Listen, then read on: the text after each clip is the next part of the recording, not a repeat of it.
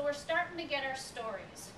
And with our books to you, we're starting to get some examples of how that one-on-one relationship with volunteers going to someone who's homebound and delivering them books and having that conversation helps them. So we're starting to develop stories along with the brand that is being developed. And so we have some things to talk about on the website, and we have some pictures to show with the early literacy kits, and so we can start to build a website that makes sense and can support what we're doing on the ground in the website area. So our website came on board probably within the first year, but it really didn't have, it lacked content and it lacked some of those stories, but we've been able to develop it since then.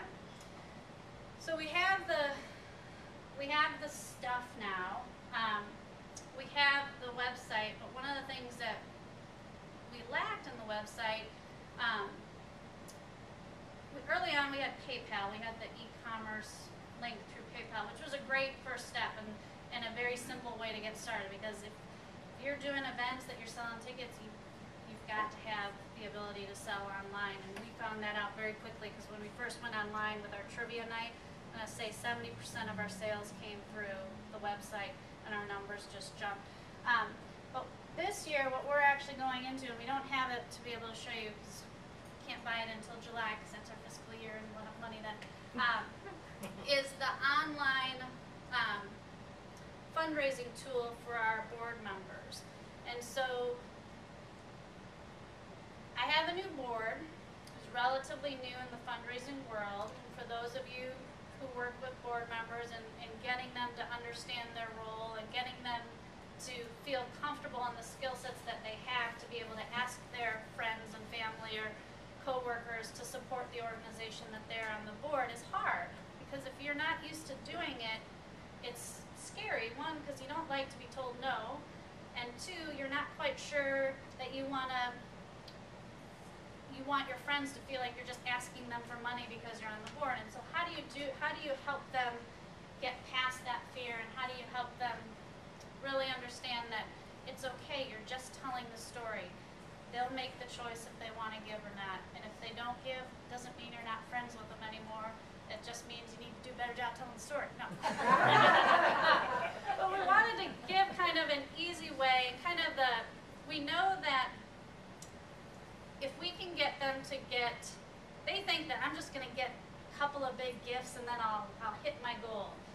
Well, that's great, but it's a lot harder to get a couple more big gifts. It's a lot easier to get a lot of $10, $20, $30 gifts as opposed to two $500 gifts. And they've all signed on. They've all signed their job description saying that they will bring in $1,000 to support this campaign. And so the online presence is going to help us. So that, and American Cancer Society does a brilliant job, but it's the tool that allows you to send a personal message from yourself to your email database that has your personal thermometer with your goal.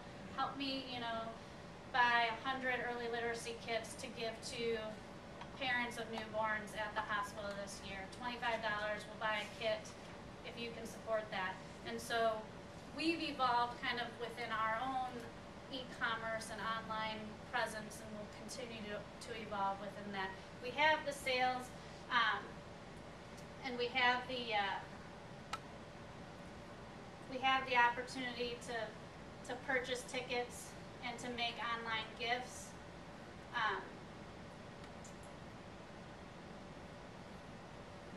But now we're looking into actually getting the board members to be more interactive with it, to bring it all together. So that kind of evolves us to our current place with the Spencer Road campaign. So we started off, it's been a quick 3 years, because all of this is brand new, and all of this is a story that is still in its infancy.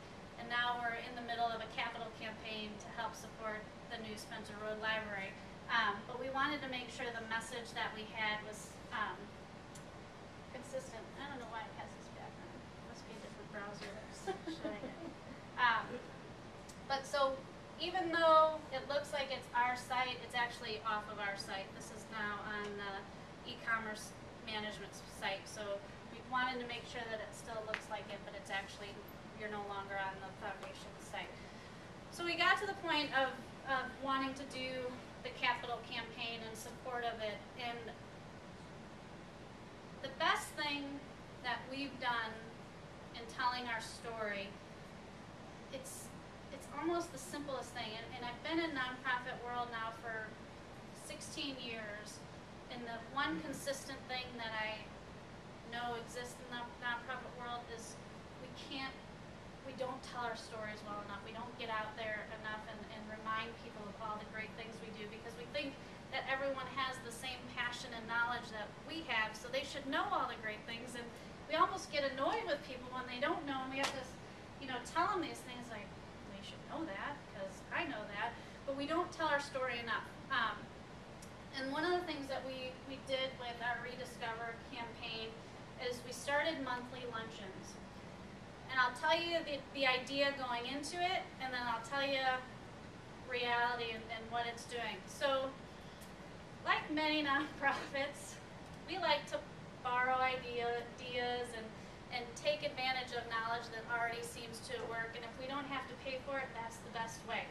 I heard a woman speak, and she was a great speaker, and she has her own company, and it's called Benavon, and I don't know for the development people out there if you've heard of this. It's the Raising More Money model. And she talked about this process of getting up, telling your story at, I can't remember what she called the events, but at a monthly event. And you just invite people that your board members know, and you start off with just inviting your board members, and then they have to invite people, and it's kind of like you invite 5 and they invite 5. But you talk to every person that attends afterwards to find out where their level of intrigue is. Did something hit home? Was there a connection? Because if there was, you want to follow that path and develop them into donors. If there wasn't, you bless and release them, as she said. Don't try and pursue someone that's not interested. You're not going to change their mind. So she wanted like $14,000 to go to this training. She has books, and I work in a library, and I can get books. So instead of paying $14,000 to learn how to do this model, I read her books and said, I can do this. And the whole concept is the luncheons, which we have, the follow through, and then the cultivation, and then you end with an ask event. Each year you have a big event that is your ask event, whereas people know going into it that they're going to be asked to support your cause. So I had this brilliant idea, and I was just going to do it, and I was going to do about 7 months, and then we'll do this ask event right before the new Spencer Road would open, and we would raise, she guaranteed, again, you had to pay the $14,000, but she guaranteed at your first event that you'd raise $200,000. I'm like, okay, even if I get half of that without the $14,000, I'm a winner. So I went into thinking this is this great fundraising model, which it is. I haven't done the ask event. I don't even know if I'm going to do the ask event, because what I'm getting out of it is an opportunity to tell the story. And I'm getting out of this opportunity to tell a story people who are coming to me saying, tell me more. People who are giving officers for foundations, if we can get them to the table, they're coming to me and say, tell me more. Tell me a little bit more about what you're doing in this program.